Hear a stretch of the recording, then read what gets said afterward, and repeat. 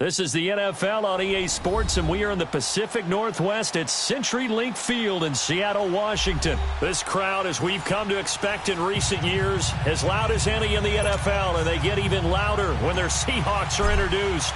We're ready for football as the Seahawks get set to do battle with Matt Ryan and the Atlanta Falcons. And that'll carry over the back line of the end zone for a touchback.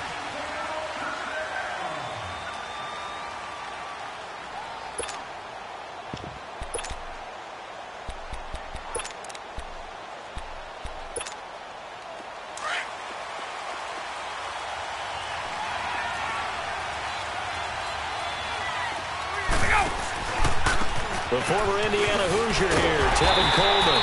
And this defense feeling the encouragement. They stop him at the line of scrimmage on the first play of the afternoon.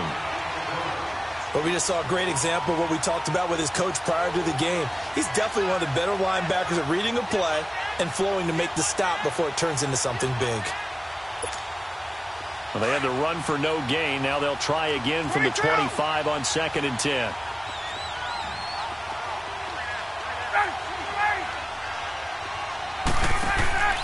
They run the play fake to Coleman. Now Ryan.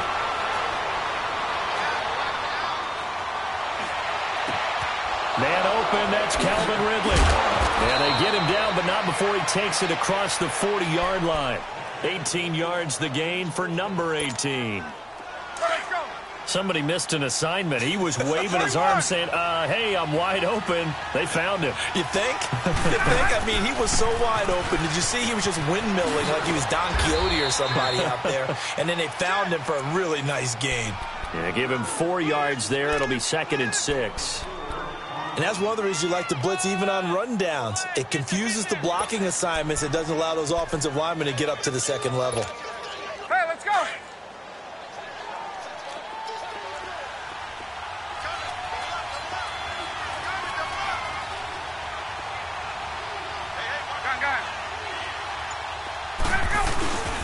Coleman now. And very little running room there. He did get a couple up to the 49. Well, they had that one sniffed out. Excellent run blitz. Stopped that one for a short gain. What makes a good run blitz a good run blitz? The ability to stay on task, to follow up your assignment, go to the gap you're supposed to cover, and not be deterred by anything else. Now hold everything here. We're going to get a timeout by the offense. They'll have 2 remaining as we step aside here in this first quarter. And on 3rd down, a nickel formation here defensively. 11. Ready. 25. Out of the gun, it's Ryan. Going underneath, it's Coleman. And taking it across midfield and inside the 45. And they get 10 yards there and convert on 3rd.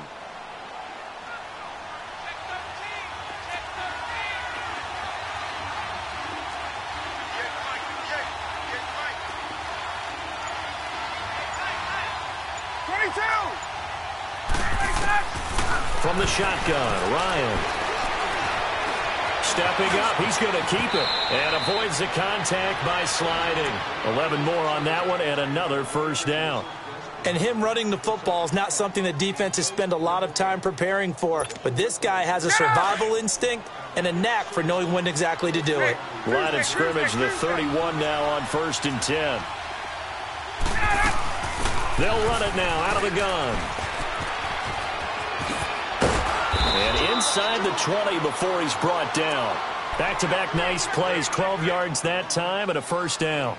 Quite the opening drive march they're on right now. It looks a lot like what we saw in practice prior to the game, doesn't it? You know, because on that last big practice beforehand, you go through your offensive script, you go through your play calling, you go through all the stuff and establish things, and it looks like it's going like clockwork right now for them. And he stopped immediately there. No gain on the play. It'll be 2nd down. I know the scouting report on him is that he doesn't possess the eye discipline to be an elite linebacker, and what that means is his ability to read, react, and make a play. But on that one, he looked like one of those guys. Now it's Ryan. And he's going to go down. He's sacked back at the 24. Frank Clark able to drop him for a loss of 4. So the sack pushes him back, and now 3rd and long for Ryan and the Falcons.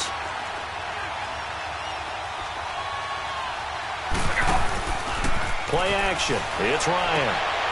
Looking for Jones, and it's intercepted.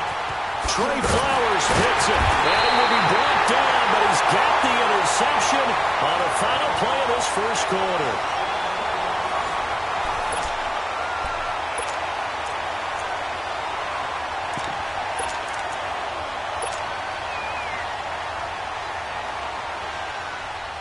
Wilson and the Seahawks take over now, 1st and 10 at their own 22. Hey, boys, got 4. 4 down. All right, Booker team. 45. Mike, 45. Quit talking about it. Let's bring it. Check, gun. Other gun, 4 down. All right. Here's a handoff to Carson to begin the drive. And he is met at the line of scrimmage, and he goes down right there. Officially no gain on the play, and it's 2nd down. 19. Shotgun. Got it. Now Wilson on 2nd down. Looking left sideline, but it's incomplete. Seems like this defense, especially the secondary, has really been contesting about every throw in this first half. Remind me of a good half-court defensive basketball team. Every time a pass is thrown, they're right there in good defensive position, able to affect the play.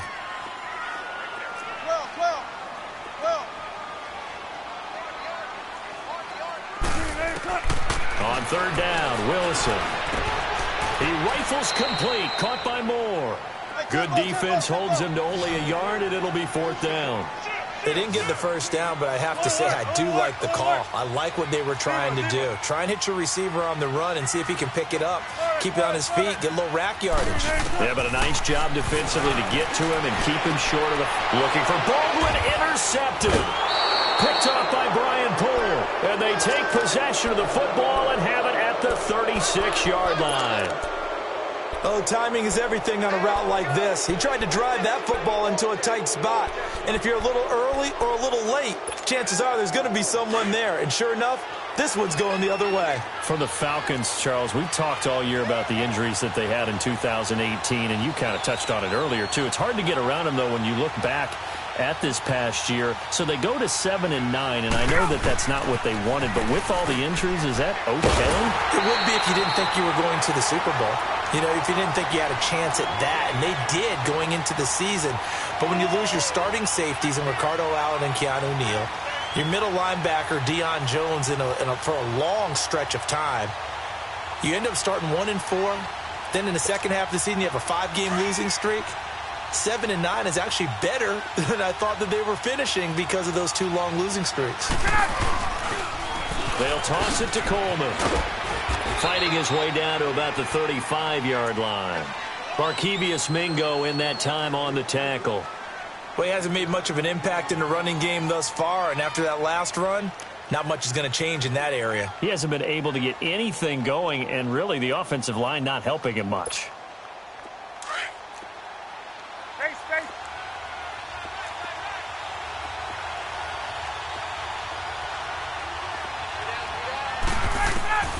On 3rd down, Ryan.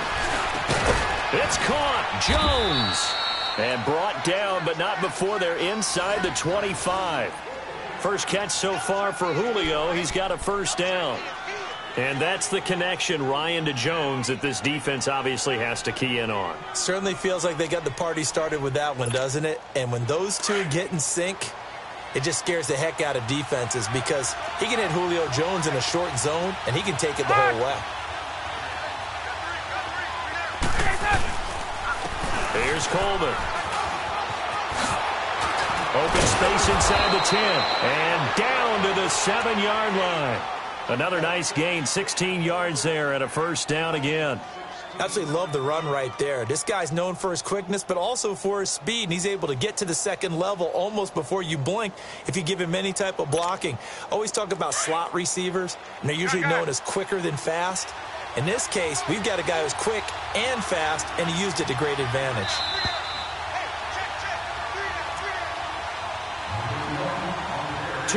minutes remain in a scoreless first half. Back to CenturyLink Field after this.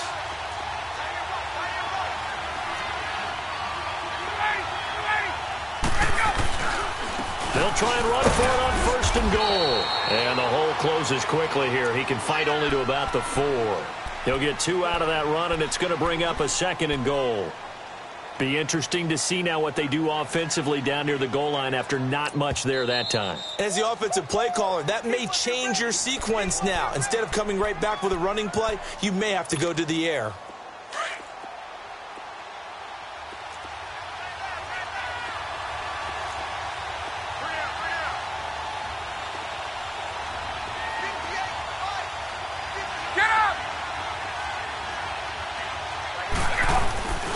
He's going to get it running right. And he's maybe going to get this back to the 4, but that's about all.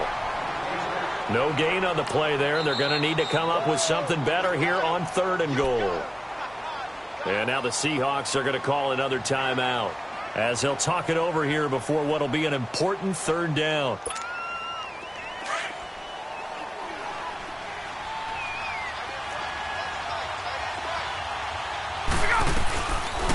They'll run it now out of the gun. And he will push his way forward down to about the 3-yard line. Only a yard on the pickup there, and it's going to bring up a 4th and goal. Now this feels like old school football because this has turned into a good old-fashioned goal line stand. So on offense, what do you do now? Do you decide to run it or throw it if you go for it on 4th down?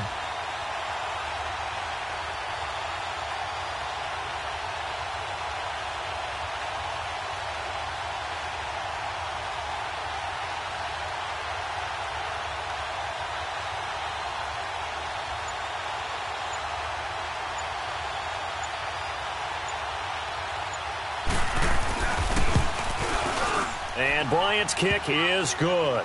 And the Falcons are out to a 3-0 advantage.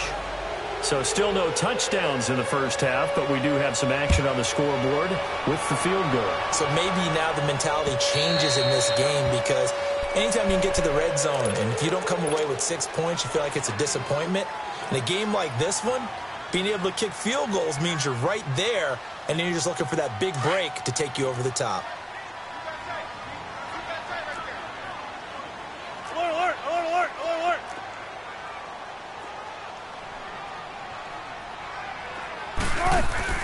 Trying to shake off the interception from the last drive. He'll look to throw.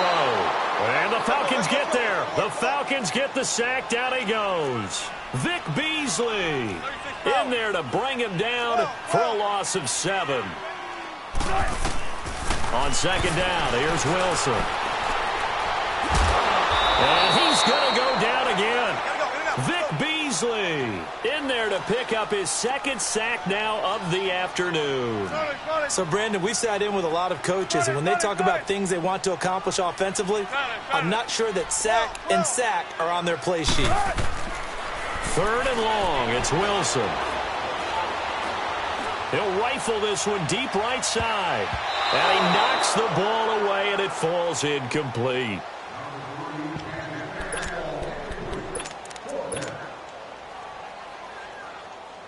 And how about this? 4th and long, and they're going to go for it. I'll go special. I'll go special. Zebra. Gun. 14, Friday. They'll indeed go for it with Wilson. And he takes us beyond the 35 before going out of bounds. A 4th down, no problem. 19 yards that time, but now it's 1st and 10.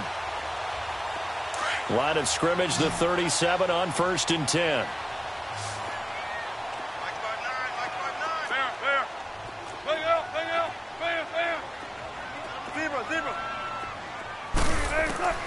Final play of the half, it's Wilson.